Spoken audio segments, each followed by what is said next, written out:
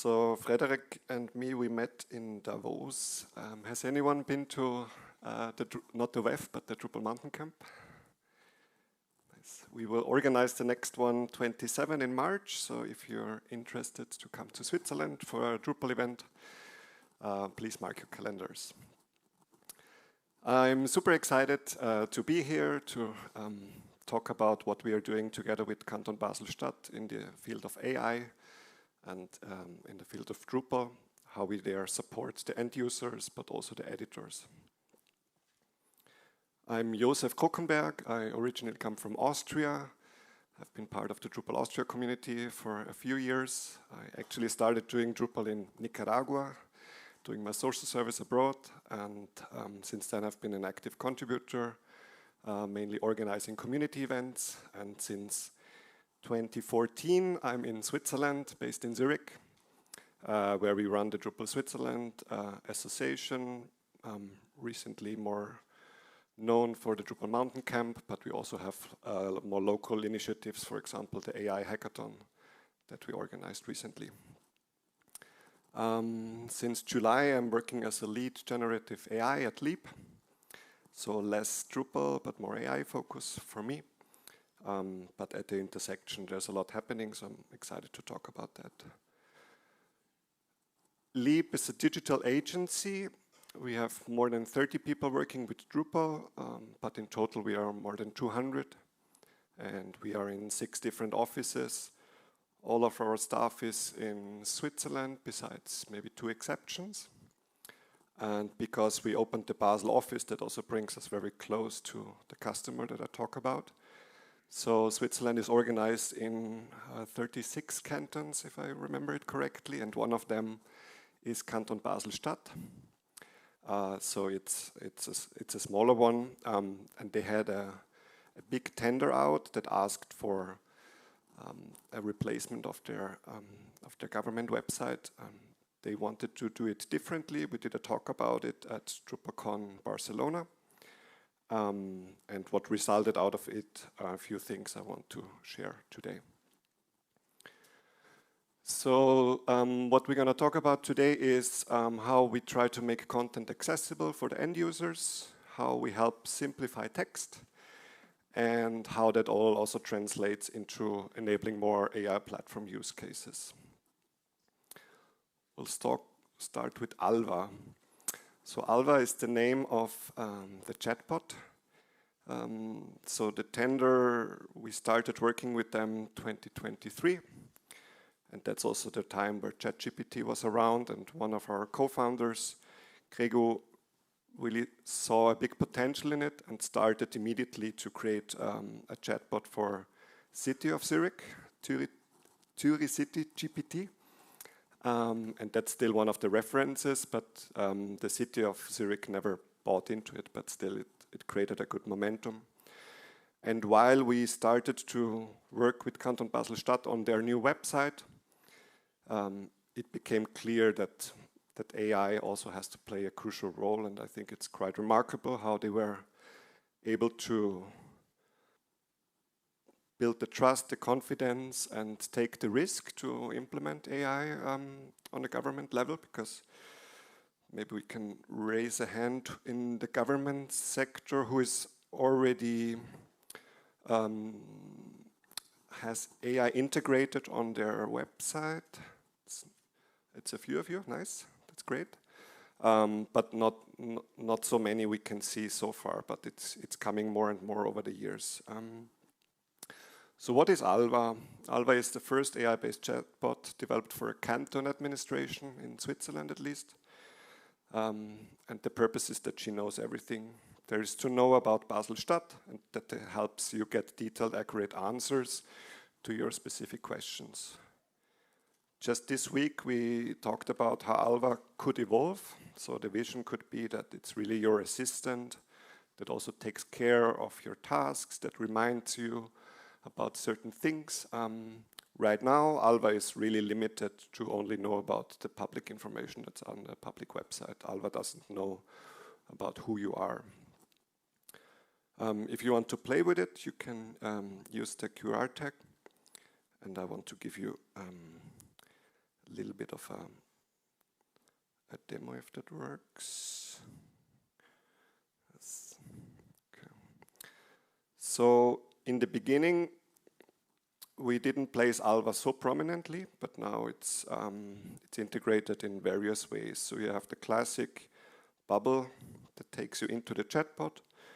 And what's super nice is that it also answers your questions in your language, how you phrase the question. So a typical question that we would get is, wie entsorge ich Sperrmüll? In English that would be, where can I put my bulky trash?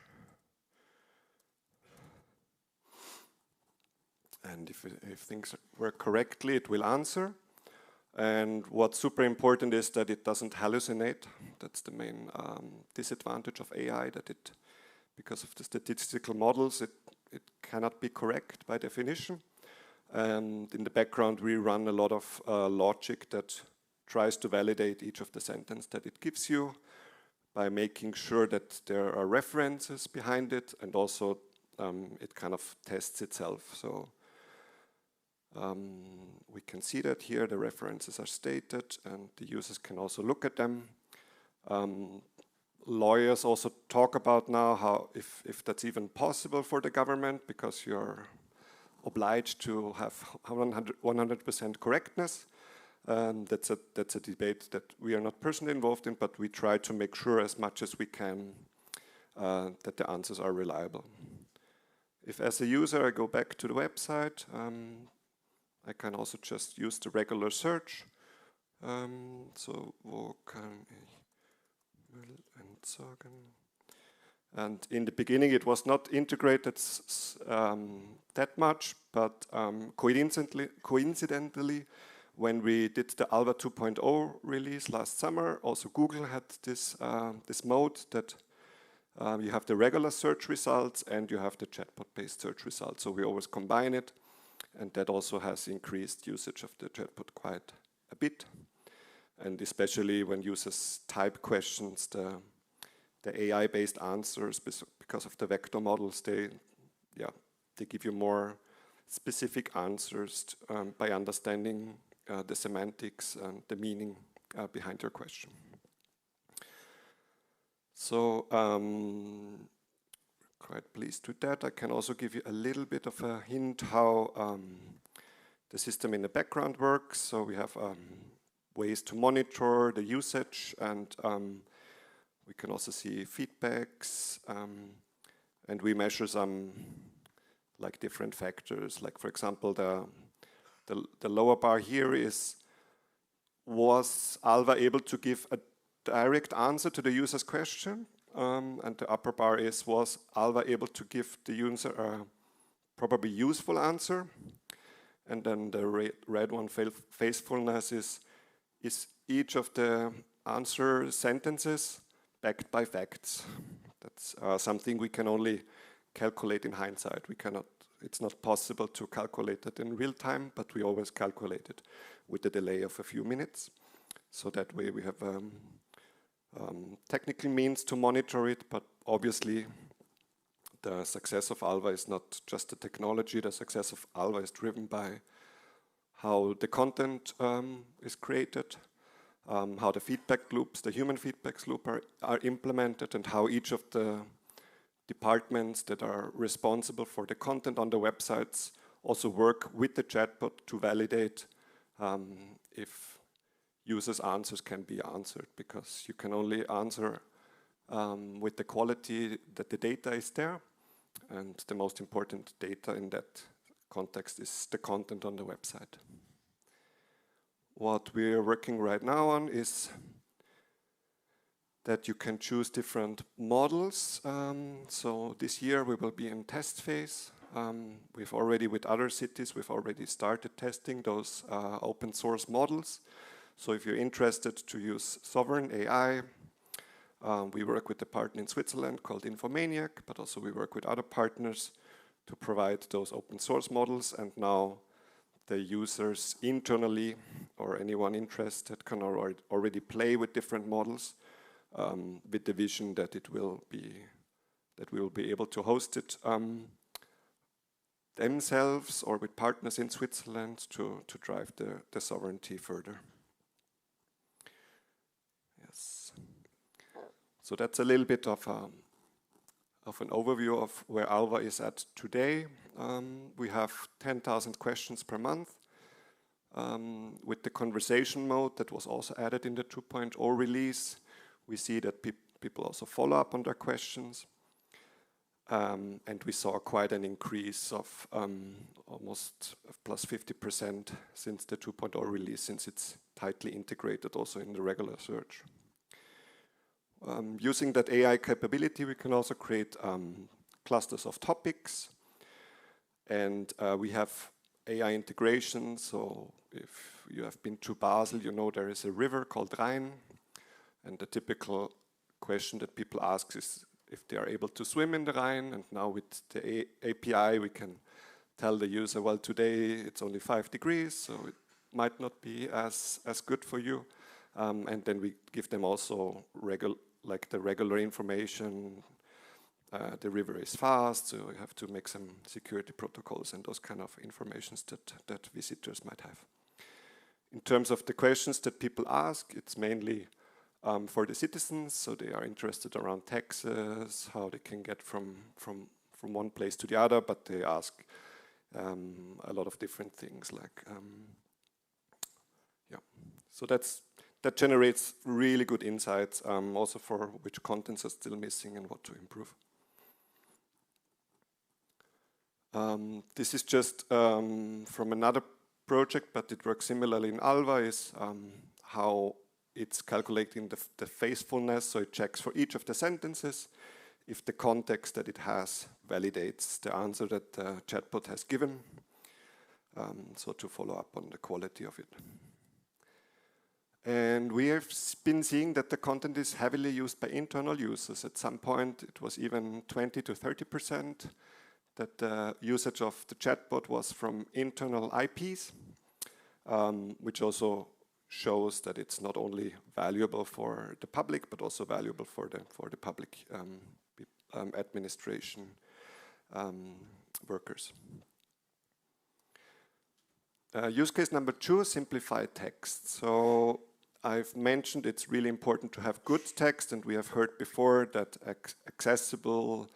accessibility is a big issue for government websites. So, well, we have our own content experts also at the agency, and what they say is writing simple text, that's extremely difficult.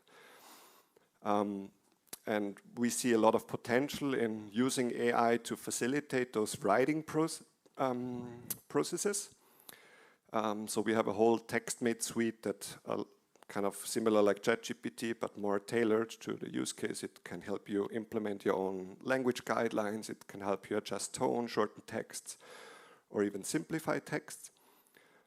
And together with Basel Stadt, we wanted to see how can we take this further onto the website, because when editors are just adjusting their prompt, that's something that takes time, experience, and consistency. And if we can use the tools to make that jump faster, or to not have to learn the prompt, that generates more value. So that's a little bit the idea of it, and I will also jump into the demo. So this is an integration environment, and I'm looking at the regular content page. As an editor, this open source Blöckli editor is the main interface that the editors use, and they have more than 300 editors, which also motivated us to create that product. Just quickly check. Yeah. So what it automatically does for you is analyzes the text using a so-called flash score. And that we can translate into the different readability levels, and it will also directly show you on the site how readable which of the sections are. So we can see some intermediate problems, and we see some very complex sentences that are automatically highlighted. And in the editor, we have integrated it that You can then use the simplify language action, which is a bit slow, but we're also working on that to make the AI calls a bit faster so that it doesn't go through Drupal AI as it does right now. In the future, it will talk to the AI directly. And now the editors get like a proposal of this is how the AI thinks. The readability score could be improved. And you can also see, I don't know, for example, it changed Stadtquartier zu Wohnquartier. You can also give it a little bit of a prompt if you want a certain style or a certain change to be respected. That way you can tune it. And then, then you can basically accept those changes. Okay, now it's not as complex anymore. And the tool guides you through improving different sections.